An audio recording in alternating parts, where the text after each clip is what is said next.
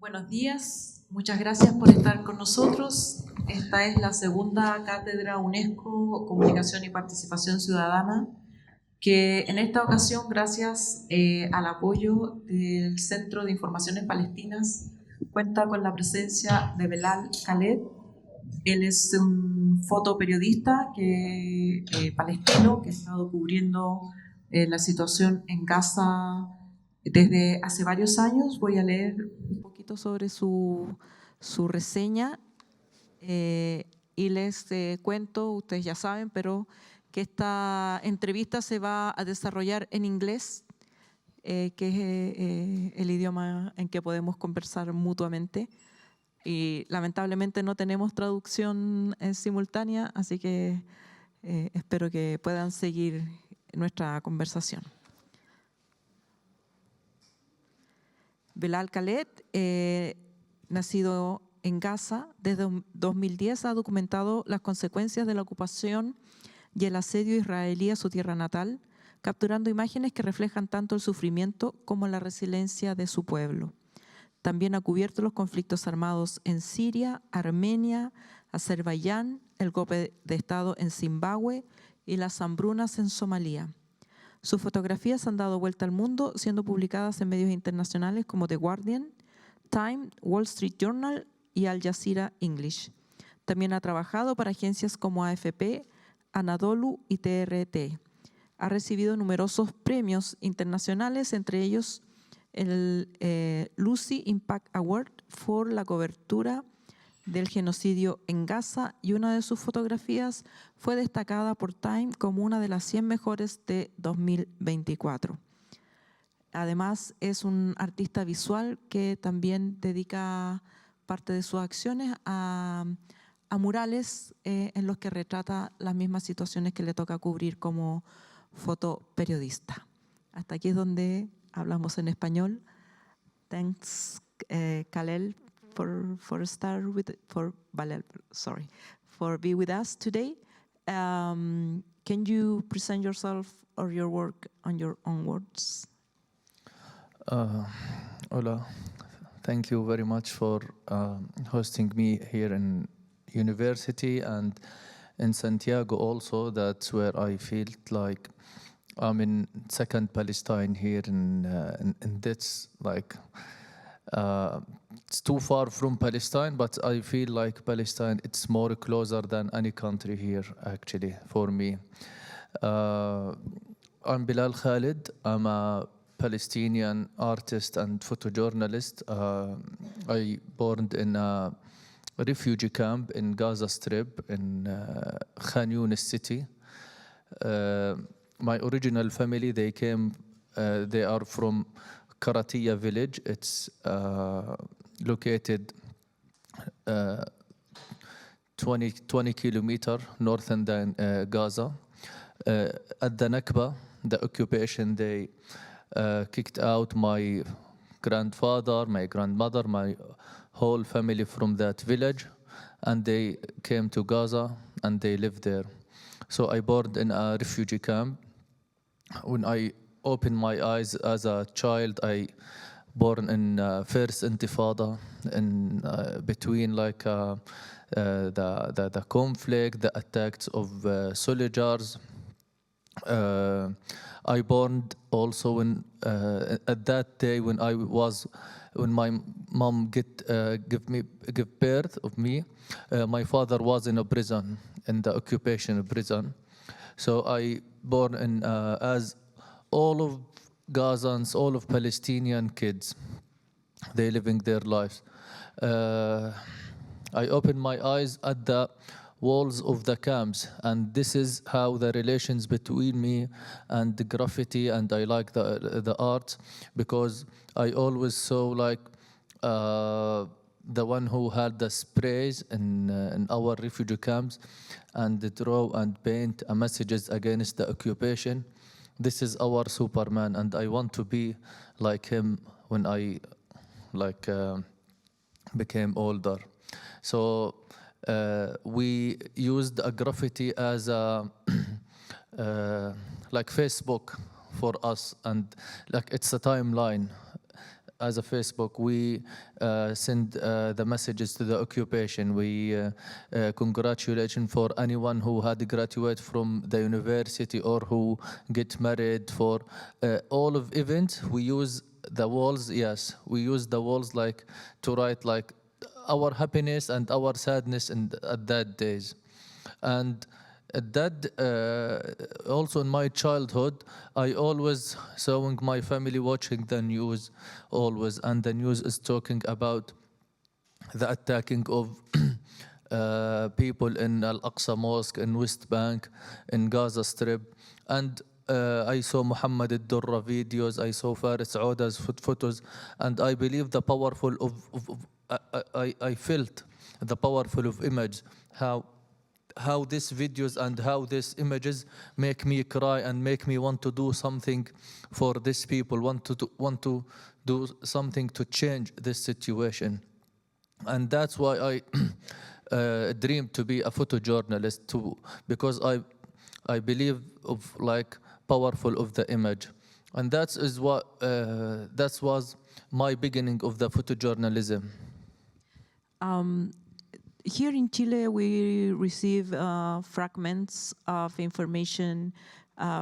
We are well aware of the genocide and crimes of war that's happening in Gaza, but it's difficult for us from that far to imagine how it is to be in Gaza, or what is the space that 2 million people occupied, and what is happening to them in a larger picture. Can you tell us? Actually, what maybe you saw in the media also, and thanks for like the social media being in our time now, because if we just have like the media that controlled by the Western and by US, we didn't know like that the people will not know what's the truth of happened. Yes, there. So this is like the powerful of social media, and how also the people in Gaza became a civilian journalist. Each one in Gaza, he became a journalist with his phone. Why? Because he believed this is it's more larger than what the journalist gonna cover. And since the beginning of the war, the occupation didn't allow to the Western and the foreign journalists to enter to Gaza to cover the truth, because they want to hide the truth from the world, and also they want to say, oh, Palestinians, they're making propaganda, they fake this videos, they fake these photos.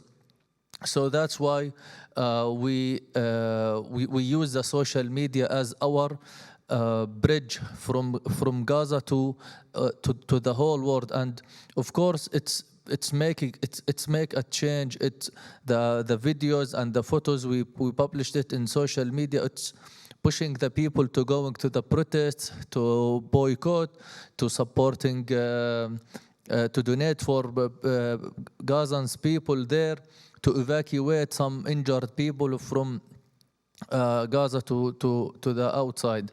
About what's real going on in the ground, it's more worse than what you saw in social media. Because every centimeter in Gaza now became a dangerous. It's unsafe area. More than this, the starving, it's became harder and harder. I was talking with my father. My father, he's in Gaza, and I talked to him 2 days ago when he reached to the internet, and his voice it's not normal. So I asked him like, how are you? He said like, I didn't eat like for 3 days. We just ate like water, and we put the bread on the tea. They use like to put a bread on the tea, and they use it as a meal, as a main meal. So imagine the kids, how the kids living their life there. How is the pregnant woman also? They need like to get like a good food for their health and for their babies. Added to this, they are pushing all of Gazans to evacuate from their destroyed houses, actually, because in the first period of war, they destroyed most of Gaza building, and the people on ceasefire, they returned to that houses and they built just a tent. Now they forced them to leave that areas, to leave that tents, and go like to another unsafe area also. They put them on a small area next to the beach, and they start attacking them as a ducks, as they play like a game or like something like this. Added to this, the human aids points that the occupation make it. So we know like Israel didn't allow to the aids to come to Gaza since like the last ceasefire, more than 3 months now. People didn't get any aids. So the occupation decided to distribute it through like a point he selected. And what he did, so he invited the people to come to this point to get the aids. He started like to shoot them. At the first day, they killed like more than 30 persons in Khan Yunis and more than like 16 in Netzarim and more than 10 also in the north. And every day, this was at the first day. And later, now more than 100 people, they are killed when they going just to get the aids that he asked them. So he doing like a creative ways to kill people there. He have like a free time. He makes as a game. He playing with these civilians, with these peoples. So a lot of things, like no words enough to describe what's happening real on the ground. How is it to be a journalist or photojournalist over there? Because we learned through ONU, that UN, that more than 200 journalists have been killed recently, and most of them also photojournalists. What are the conditions to cover the conflict? To be a journalist in Gaza, it's like to sign a contract between you and yourself. You sell your life. You don't have. You can die any minutes, any second. You can lose your life, and this is like didn't happen in another countries, in another wars. Always when we saw like any wars happen, any conflict, the journalist, it's protected by international law. So when the soldier, he saw like a journalist wearing like a blue vest and the helmet, he know he cannot target him because he's not army, he's not against him, he just like do his job, and this is covered by international law. Unfortunately, in Gaza, we became the target more than civilians because the occupation, they always look at the photojournalist, he's carrying a weapon. He look at the camera as a weapon. So he don't want us to take a picture. He don't want us to document the crimes and send it to the world. He always trying to betray us as to scared us from attacking our families, attacking our offices. We start from the beginning of the war. He started to attack all of the offices of the journalists. So we became work from like a tent in streets. We was like homeless. We don't have, in the beginning, we don't have a tent. So we used to sleep at the cars. We used to work at the cars. We ate at the cars. In the streets also, we find any area we can sit, and he cut the internet also. We cannot use the internet to send our file, to send our photos. So he trying in all ways just to hide the truth from the world. At the next stage, we made the tents inside like hospitals or next to the hospitals, because we need like electric, we need to charge our equipment, and we was thinking the hospitals, it will be safe for us. But unfortunately, they start attacking the hospital. I remember one day when we was working at that hospital, they attacking an injured girl on her on her bed at the hospital. She was get a treatment. She lost her family, entire family, and she lost her limbs. And at that moment, they attacked the girl inside the hospital, and she was like 15 years old. Like, she didn't work on a resistance. She didn't throw even a stone. She was like very young. We go upstairs and we saw her like the rockets, it's going to her directly, and she lost her life inside the hospital. A lot of attacks against hospital also happen, from Al Shifa, from Indonesian hospital to Nasser hospital, to all of that hospital.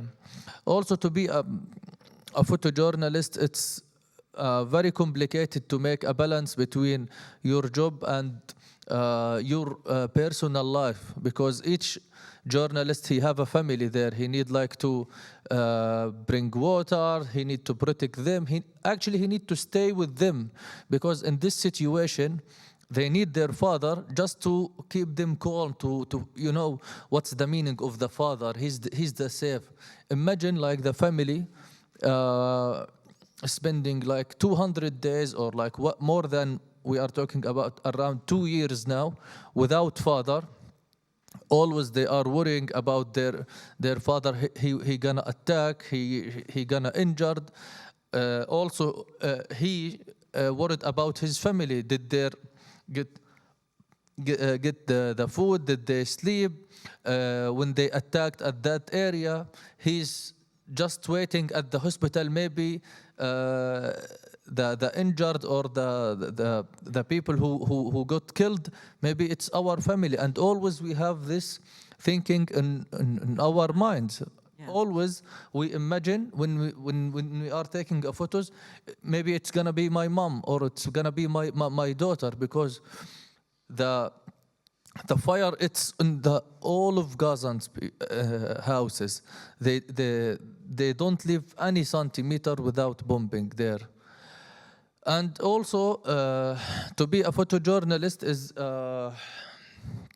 you need to be sometimes to lift your camera and save the lives of people. Maybe someone injured, he needs a help, because in this picture, this daughter, she arrived to the hospital without any parents, without any members of her family. So I was taking photos, and I go and I come back, and I saw this girl on the ground screaming and crying. And I asked the doctor why she is still here.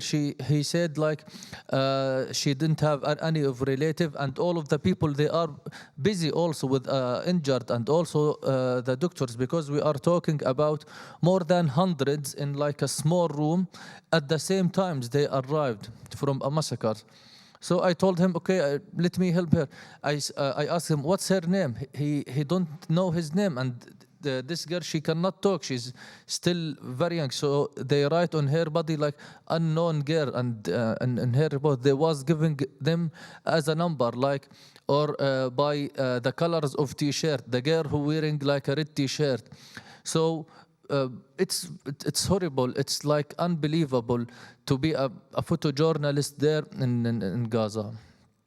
Are you single or are you a parent or? No, I'm single. And how is it that the possibility to have a life that is not just your job?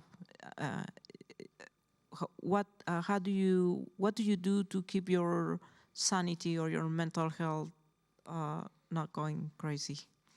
Actually, to be honest, we didn't do anything, but we don't have any choice. If we lose our mind, if we lose our power, if we fall down, the story is gonna be end.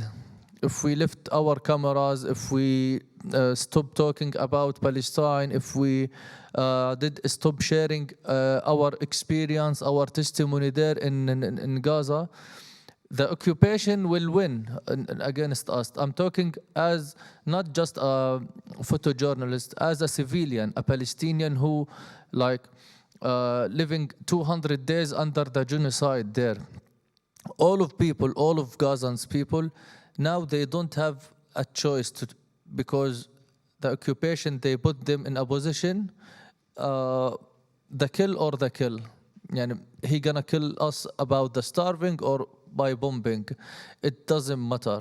So for that reason, Palestinian now, they offer to them like, we're gonna take you out of Gaza, put you in any country you want, but they rejected. They want to die on their lands, like on behalf that they're going to any like strange area. All of the world, we love all the countries, we love all of the people. We know if I came to Chile, the Chilean will like welcome me, but I have my land. Why the people, they should lift their land and go there? And if we lift it, we gonna give the rights to the occupation that's their land. So all of people, now they are like just standing, just they waiting like the end of this war. It may be they gonna lose their life during this waiting, or maybe they gonna see like what happening if there is a ceasefire, if there is like a victory, the liberation for Palestine. The people, they are just waiting. The excuse or argument of Israel for doing these attacks is that there are terrorists among behind hospital, inside school, or there is always the argument that they are defending themselves. Is it possible to organize any subversion or any terrorist attack on Israel on the conditions that are currently happening in Gaza? Sorry, I didn't get this.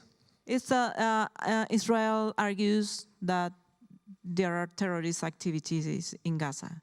The question is, in the current situation, even if there were a terrorist group, could it possibly exist under the condition of roubles, bombing, hunger? Is there a possibility? There is no relations between the famine, the hunger, and about attacking like the hospitals, attacking like the civilians people.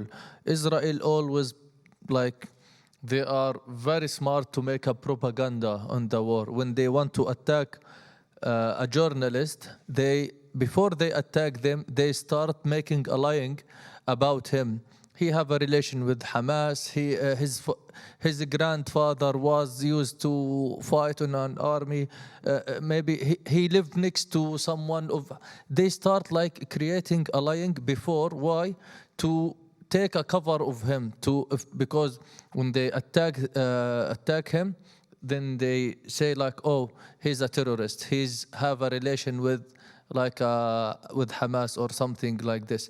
Even the hospital, before they attacking Al-Shifa hospital, they know that there is no one of Hamas there. And the journalist, the Israeli journalist, when they entered with the armies, when they going to Al-Shifa hospital, they capture all of the hospital. They didn't found a tunnel. They didn't found a weapons inside the hospital. They just found but before the attacking, they start creating this propaganda. Hamas is using a civilian as a shield. Hamas using like the hospitals as like offices, to cover. They hiding inside the hospital just to give them a right to attack the hospitals. And unfortunately, the media,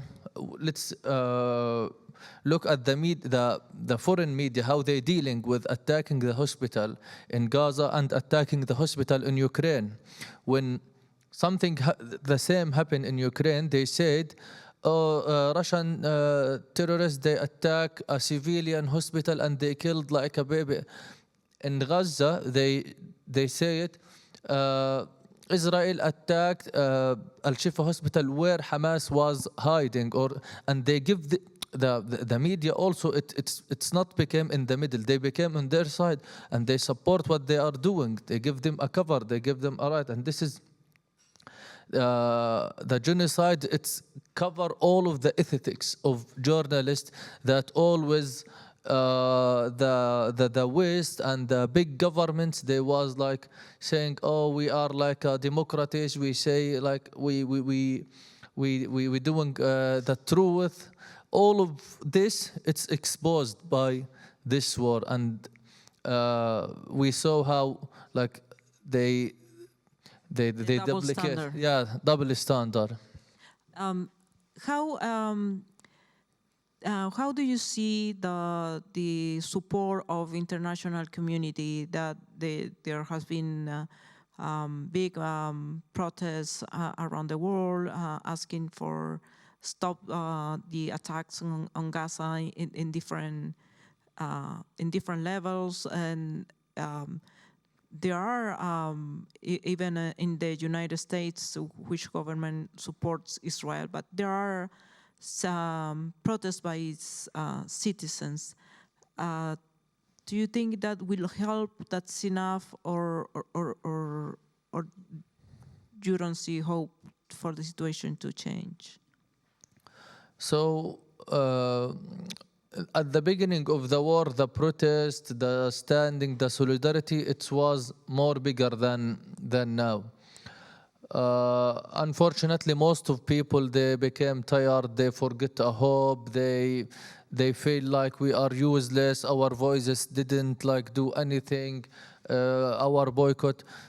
A lot of people, they felt this feeling, but the real thing, if you are get tired of supporting what the people in Gaza, they are now at around like 2 years of starving, 2 years of paining, and they are still like standing, they are calling you, they are asking you like to be with them. But unfortunately, most of countries, it's with the Palestinians, with the Palestinian case and against the genocide, and they want the war against Gaza to stop. But the government, they making like they pushing on this protest, they like put them on the jail, they like they fire them from the university, they making rules so they can make it hard like for the student to protest or to do something like this.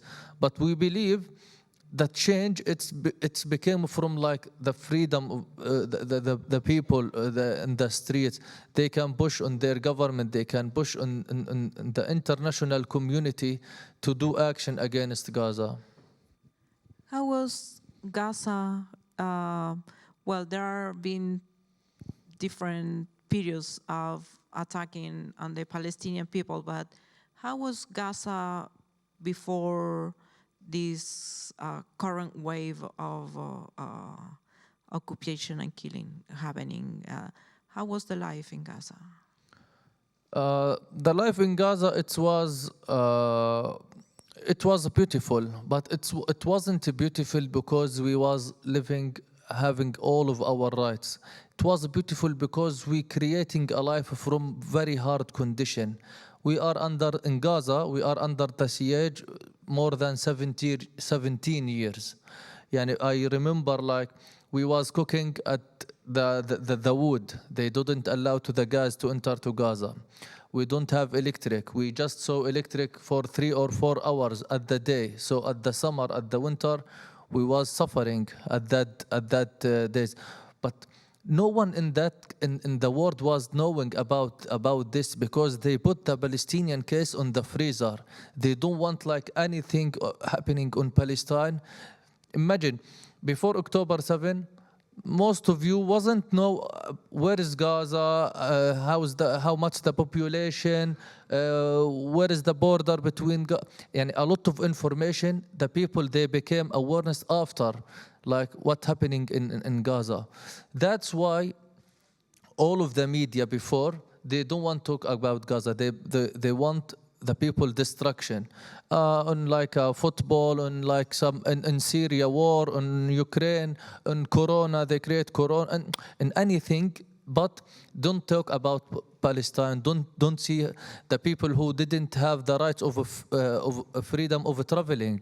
Like for me, when I was there before the last war.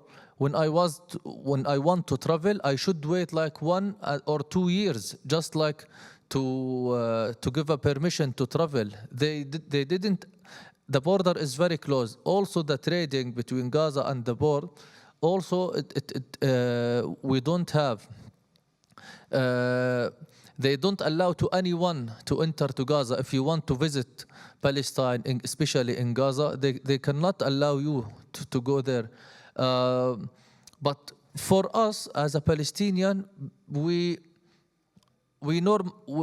didn't normalize, but we create like a good life in that condition. So we was having like a clean street, we was a plant, we was fishing, we was having like a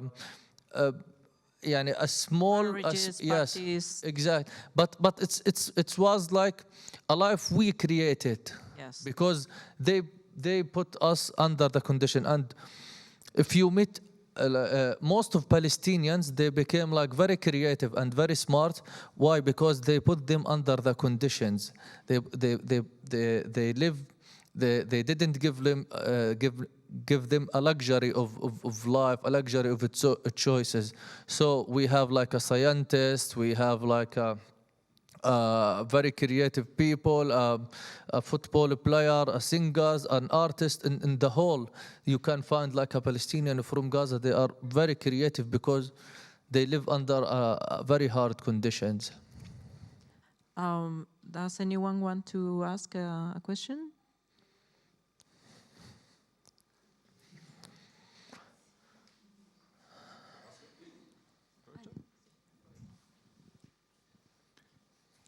Ok, voy a hacer la pregunta y luego aprovecho de pasar el micrófono. Thanks for coming, and I'm glad you feel welcome here.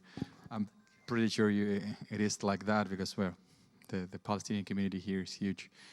So I have 2 questions and kind of a comment. It's difficult not to keep talking when we're witnessing something like this. So the first question is on, I was looking at your Instagram account. Now I'm following you. Thank you very much. And the question is, when you contrast, I'm thinking about the power of the images, because at some point, this is of course horrible, and the whole situation is horrible.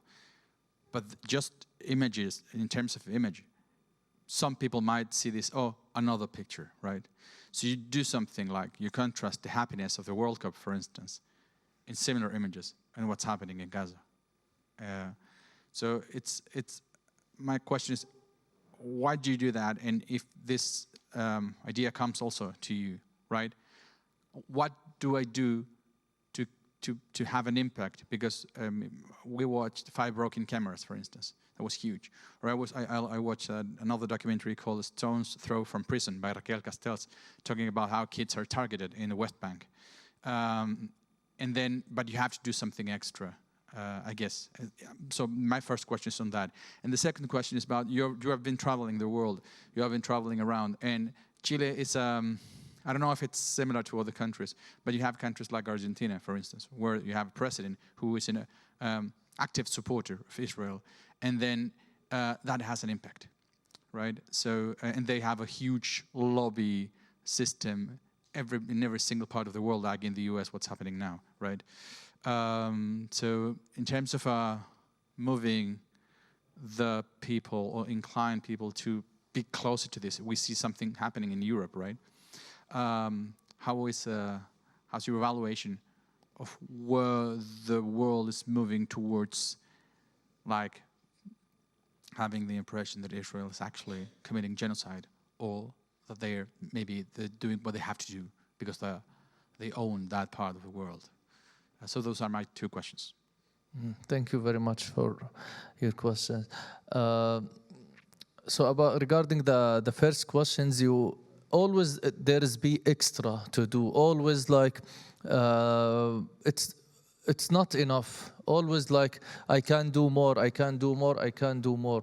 If I out of Gaza now, I can do exhibitions. I can do documentaries. I can like do a talks. I can like do a books. I can protest. I can also going to the parliament, as we did yesterday. We went to a Chilean parliament and we talked with the senators there, like to talk to them about what's real in had. And unfortunately, some of them, they wasn't know like many information about like the real things happen, the small things happen. So it's our mission to do it.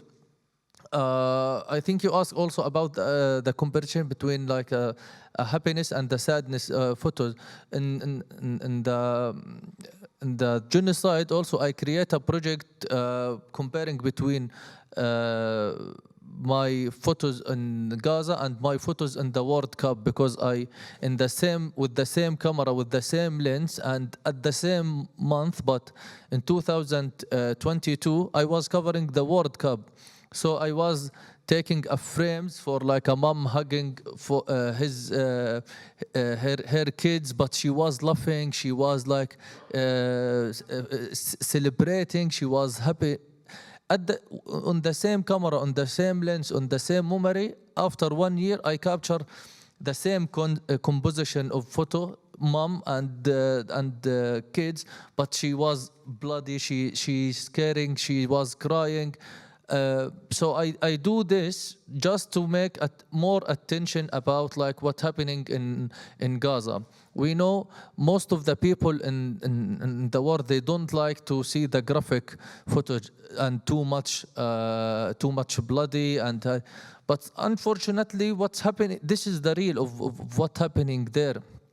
And that takes us to another questions. Maybe all of you studying photojournalism and you have a rule like this is a graphic content, so we cannot share it because it's bothering. So if we still hiding this content from like the community, from this world, how they gonna know how large the crimes is it? So that's why I create that project, just to make it like lightly for them just to watch and to share it and to go more to reach to a lot of people. Could you remind me the next question? It is about you're traveling around and seeing how partisan or far from the positions of Israel are different governments. Like in Chile, it's obvious you will receive a lot of support, but elsewhere it's different.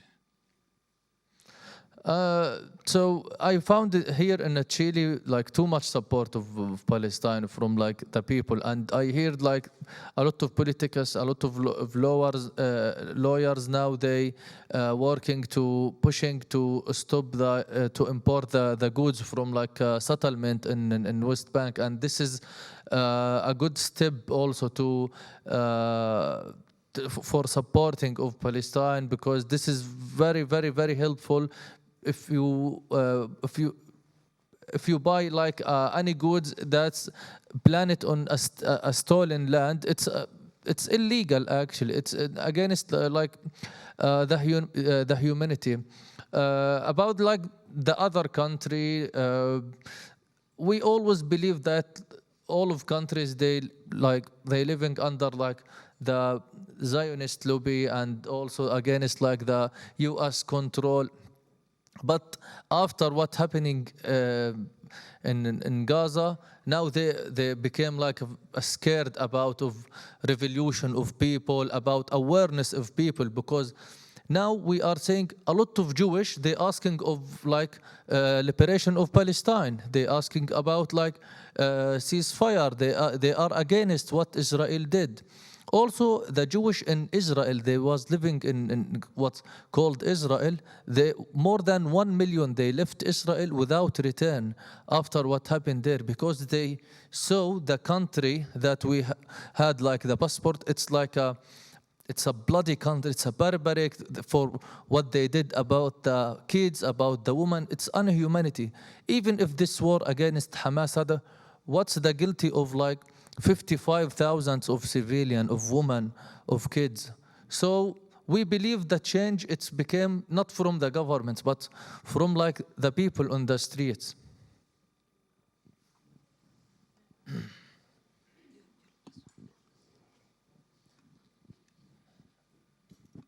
Well, my English is very bad, so what do you say to the people that thinks, because there are people that think this, we are not going to talk about Gaza. Our people think like that because this is not happening in my country or something like that. So what do you say to that people? By the way, your English is super good. Keep talking. Thank you. Yeah, don't be shy. The people who are thinking this is not my business because this is not happening to my country or to my, like, some people of my religion, they should rethink about their humanity.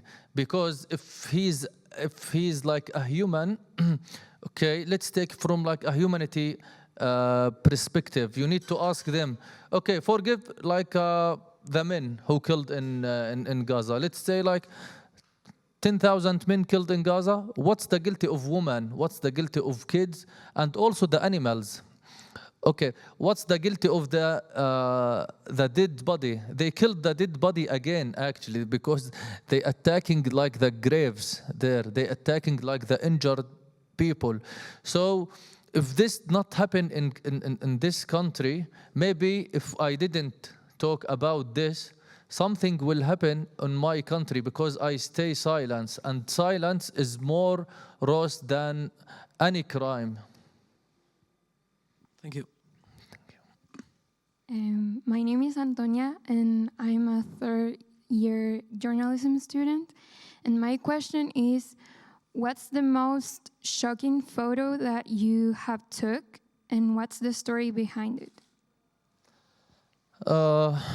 It's very difficult because all of the frames we took it's have like a shocked moment. It's have too much pain for us to be a photojournalist. I was thinking, our memory, it didn't enough to save all of this pain, all of this sadness. But let's speak about this. This photo is one of my like painful photos that I took. It's for Abdullah al-Ghuf. Abdullah, he's kissing his kids Firas al-Ghuf. Abdullah, that morning, he woke up and he was displaced from north to south. He was living in a house for his relative. That morning, his kids asked for dad to bring him a biscuit. So that morning he went to market to bring a biscuit for Firas, for his kids.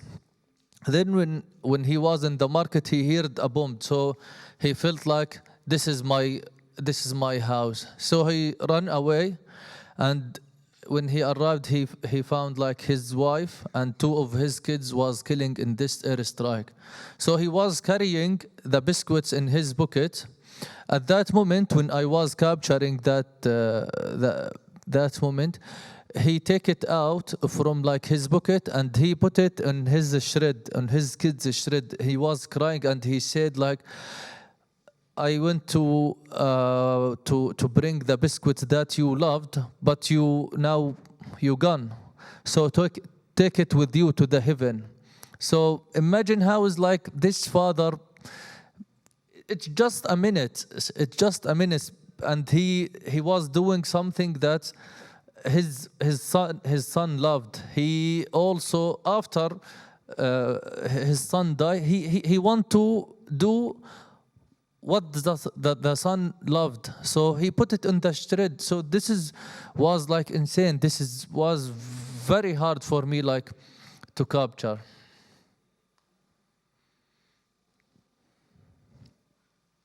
Here. Hi.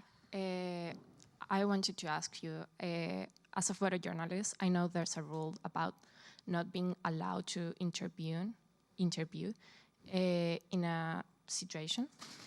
And if you follow this rule, like you're not allowed to help or to like, I don't know how to say it. You're not allowed to do something more. You're only allowed to photograph the situation and take note of what is happening.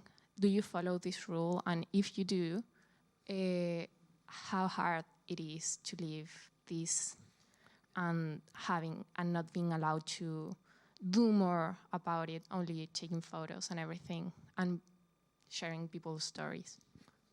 So you mean the rule of journalism?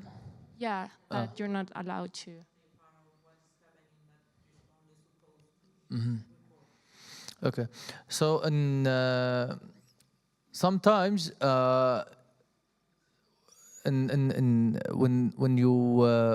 you covering something like Gaza war or any country that have like this insane situations, you didn't forget the rule. You try to follow the rules always, but in that times, because we are a journalist from Gaza, it's easy for us to deal with the people. So if I want to capture a moment, I didn't ask a permission from like the injured people. Can I take a photo? Because of course, like he's not in his mind, and also now you cannot talk with him also. But because we know each other there, we know the people there, they are believe how is powerful, the important of photos, how it's important to save my son rights. Abdullah, that the man we talking about last photo, always he thanked us like to capturing this moment, because he said, I don't want the war to forget my son and to deal him as a number. So all of the victims there, they always allow us to capture these moments because they want the people to hear their stories. If I record a video, they always come and they say their messages to the world, because they know this is like the only channel from there to the all world. They want to raise their voices. They want like to scream for the world to move, to stop this. So, but also in that time, you can, as a photojournalist who have expert on covering conflict area, you can see who is hiding from your camera. So try like to not capture this. So the people who don't want, always you can figure him. So maybe he tell you clearly, okay, don't take me a photo, please. I want to save my privacy, or like he hiding from the camera. So in that moment, we don't want to forget the rules of journalism, of course.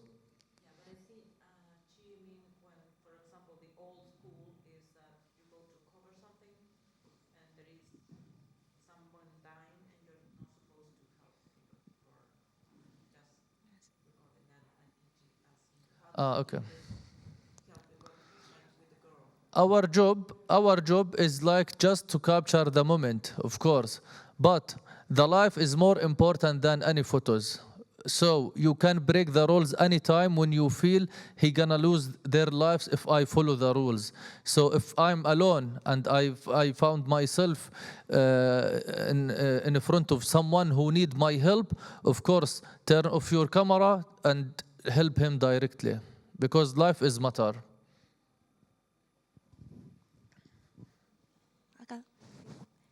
Hola, Belal. Yo me pongo muy nerviosa hablando inglés, así que si alguien puede traducirme sería fantástico. Primero, agradecer que estés acá, agradecer a quienes hicieron posible. Okay, thank you very much. Gracias. Entonces, agradecer que estés acá y creo que para quienes seguimos tu trabajo hace mucho tiempo, se siente mucha fuerza.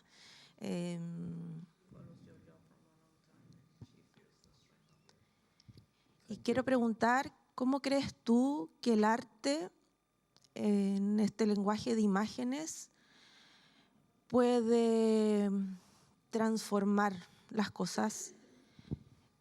Particularmente creo que en el contexto chileno, bueno, he visto a varios artistas hablar y hacerse parte, pero también hay mucha gente que piensa que no, que quizás el arte no puede cambiar las cosas. ¿Qué crees tú? No sé, por ejemplo, vi alguna vez un misil escrito. ¿Cómo eso sí podría irradiar? Bueno, no sé, esa es mi pregunta.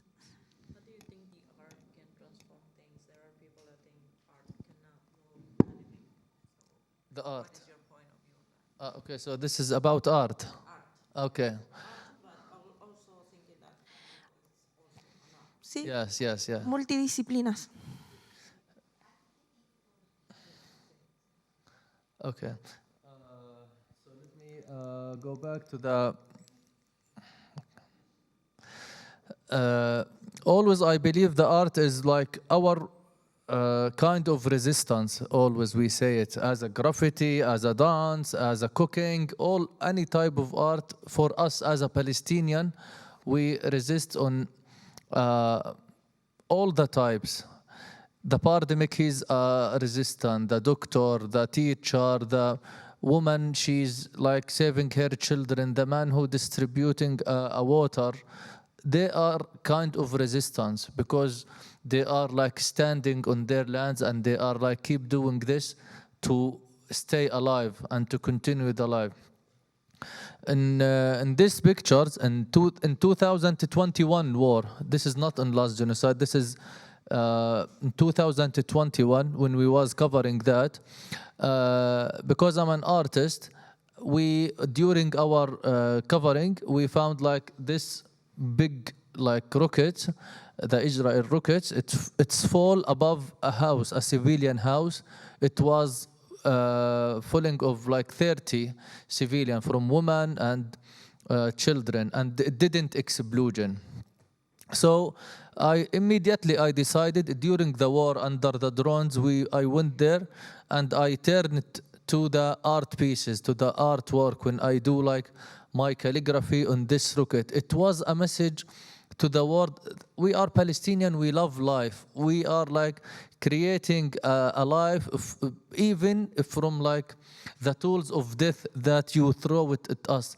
And it's like it's a powerful message for us, because art, it can move the world. Art also, it can bothering the occupation. We all of us, we know what they did for Najil Ali, what they did for Ghassan Kanafani. Najil Ali, he used to be a Palestinian artist to draw a caricature. So the Mossad, they kill him because of his painting. So the art, it's very important for us to raise our voices, to document, and also to resist on.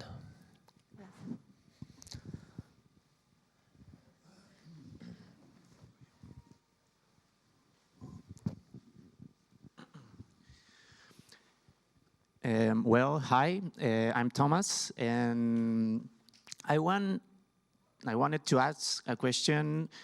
You mentioned that the press in Gaza are actually the target for Israel, but when the work is made, how is that battle with Israel, in the communication battle? How I think they try to stop for the world to see this reality. So I wanted to know how difficult, and if it is difficult, to share to the world this kind of reality. So you mean how it's hard for the Palestinian, or what? How does the media like the media battle with Israel. Okay. The challenges. Okay, again, is the challenges. Okay. So as I said before, we from the beginning of the war, they pushing us and they trying like to stop our mission. For all of journalists, always they, if someone die, the other he should like tell his story. That's Saeed al-Ar'ir. All of us we know that quotes. If I must die, you need to tell my story. And all of this is a concept of Palestinian. He wrote it because this is a concept of Palestinian. Also, it's a concept of a journalist, because when my colleagues he died, he have a right, so we need like to get his right back through international law, through like the organization for like journalism, through all of the ways. One of the challenges we was facing at that time, the internet. So they cut off all of the internet in Gaza. So we use the eSIM card. It's some people they send it to us from outside of Gaza through the internet. So they say they send the QR code, and it was very difficult to use it because in Gaza the occupation they didn't allow 3G, 4G internet in our cell phone. So we need to go to the we need to go to an area to get a connection from the occupation network, from the Israeli network. So we use their their networks through our eSIM. But we need to use a high building, or we need to go to the to next to the areas between the borders and this is very dangerous for us. So we always prefer to go to the high building when the Israel they like notice that like too much journalists in that area, they know that we fixed this problem, so they send the quadcopter and they attack always they attack any people who go out to this building. So this is one of like the solutions. And also the media, they're using the satellite SNG also, they're using it. But always we are like keep our job, and we are destroy all of the challenge that we faced. Thank you very much. Thank you. Hi, well, first of all, thank you so much for the talk, for having you here. I'm glad that you have been comfortable here in Chile. I have two questions, and the first one, well, is related to the recent events of the ship, the Midland, that couldn't arrive to Gaza because of the Israeli intervention. And the question that I want to ask you, the first one is, how can we help? Because we're living in a really complex political historical moment. You mentioned the boycott, to ask the ceasefire, but what other types of methods we can use to help the people in Gaza, the Palestinian people? And the second question is about your practice, is how we can support your practice, the photojournalism, but also your creative practice as an artist. About the first question, how we can help like the Gazans people, is we need to know our limits. What's my limit? Like if I can go to protest on the street, I can do it. If I can send money, I can do it. If I can protest against like the Israel embassy or like something, if I can do like a big mural talking about Palestine, I can. If I can send money, or like if I can go to attend to the march that going to Gaza, and this week there is like 2 or 3 marches. They are going to the border of Gaza, and this is like the first step of a breaking siege, like what Madeleine ship they did. So always we need like to see what is my limit, and also there is like extra to do it. It's not enough to share, it's not enough just to talk, it's not enough, because this is a life of 2 million people who are suffering, 2 million people who are killing there. So it deserves like to make me like little tired, little to push on myself to do more and more. So I don't know how much ability of each of you, but as I told you, each one he need to ask what I need to do for the humanity, what I need to do for the kids, for the people, just to stop this. And always your voice is matter. Your small thing you do it, it's very, very matter, because the big change, it's became from like a very tiny, a very small change. So remind me that.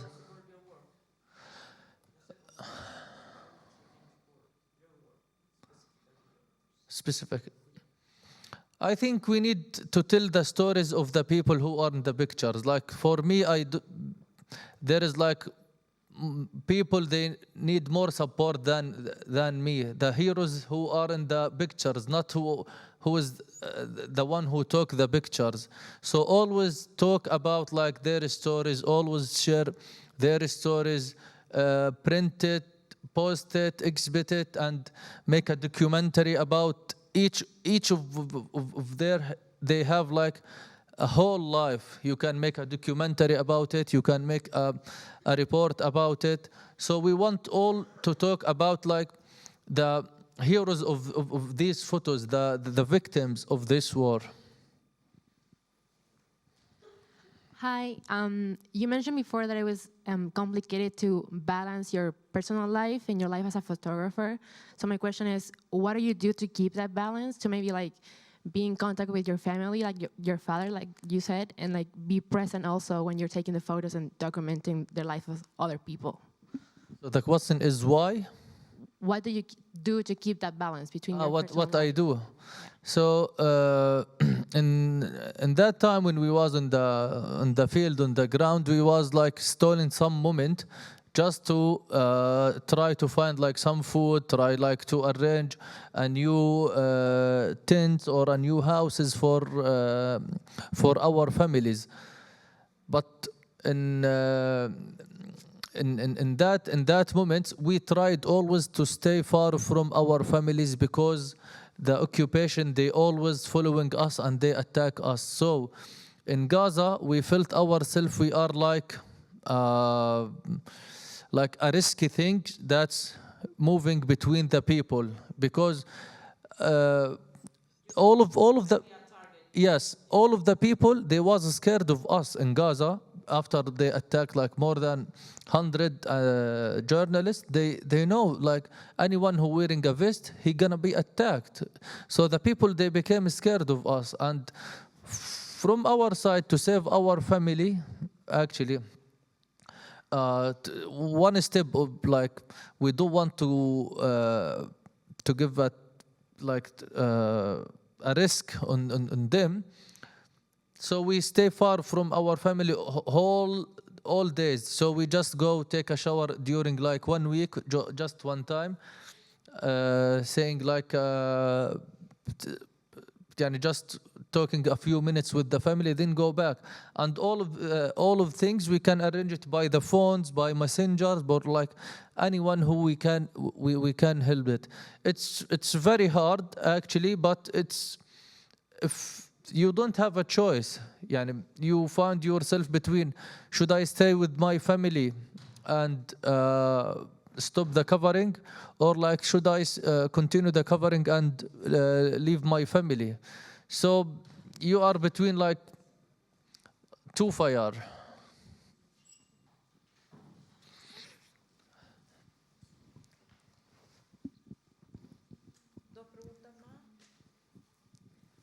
Hi, my name is Martina, and I want to ask you, how do you get out of Gaza, and what do you feel or felt when you left your family behind in there?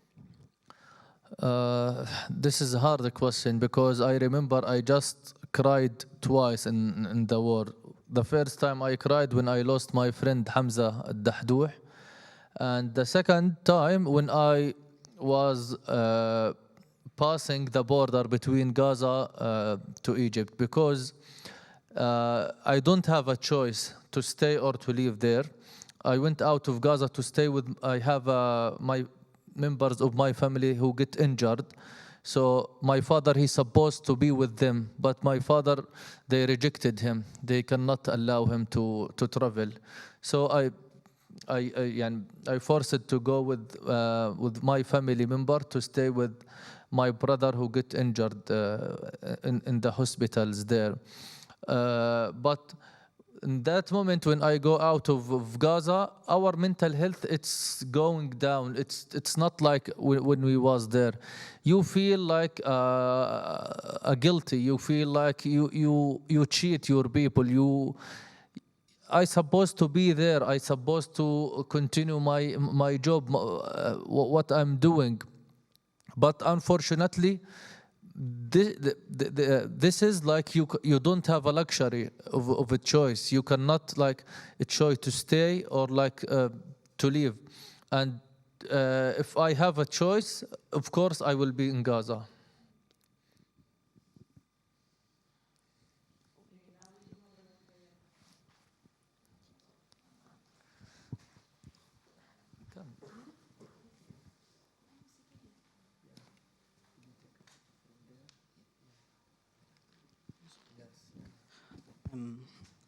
Hi, Belal. We are very glad that you feel welcome here in Chile. My question, and I think it's very, it really fits that it's maybe the last question. What's your wish that, I know that the genocide has been occurring for how long, but from the events of the last couple of years, what is your wish for the future generations, how they see now what is happening in Gaza? What is your wish for this to be talked like in 10 or more or 20 years more? I wish, first of all, like Palestinians have their rights, like to stay on their land, to stay safe, to live without occupation. And this is very simple rights for people who have stolen their land. It's just like return my land and go live with the peace in your country, because all of the Israelis, they have a double citizenship. No one of them is originally from Israel, because there is no country called Israel. It's like they created after 48. So if I wish all of the people, all of the nationality, all of the religions live in a peace. It's not, we didn't ask too much if we want to ask live as a human, as all of the people around the world have a freedom of travel, have a freedom of education, have going anywhere and coming to our country, having an airport. We don't have airport, we don't have a port, we don't have anything that's giving us a right as a human. They're dealing with us as an animal, unfortunately. They're putting us as in a big prison in Gaza, and they feed us by calories. They calculate the food that enter to Gaza by calories. This is before the war. And now they cut off all of the things. So I wish we live in our land peacefully and safely. Thank you.